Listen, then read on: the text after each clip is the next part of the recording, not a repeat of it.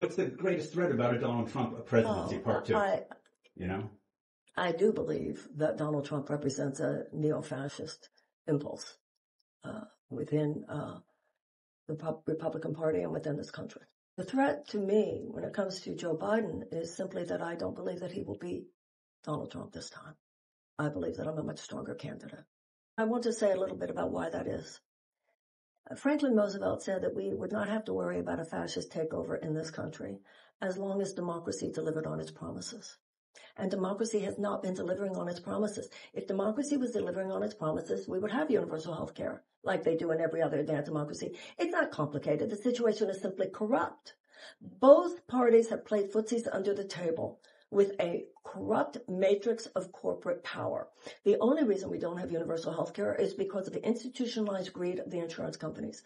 The only reason we have in this country what you don't have in any other advanced democracy, 1.3 million Americans rationing their insulin, is because of the institutionalized greed of the pharmaceutical companies.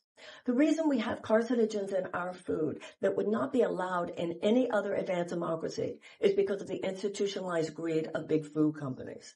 The reason our farming sector has been so decimated because of the institutionalized greed of big agriculture. Chemicals in our pesticides because of the institutionalized greed of chemical companies. Children and parents praying every morning that no one will get shot in the family today because of the institutionalized greed of gun manufacturers. And then there's big oil and the defense industry.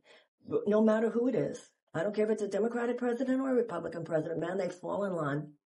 They fall in line and do the bidding, bottom line, of big oil. And they fall in line, doesn't matter who, and do the bidding of the defense industry, the proverbial military industrial complex. Apparently, 60 Minutes does a better job of oversight of the Pentagon than U.S. Congress does. It has been established by them and other sources as well. The profound price gouging by which the defense industry, whether it's Boeing or Raytheon or Northrop Grumman, basically use our Pentagon, which is our tax dollars, as their piggy bank. And I'll tell you one thing, when I'm president, the Secretary of Defense will not be a former board member at Raytheon.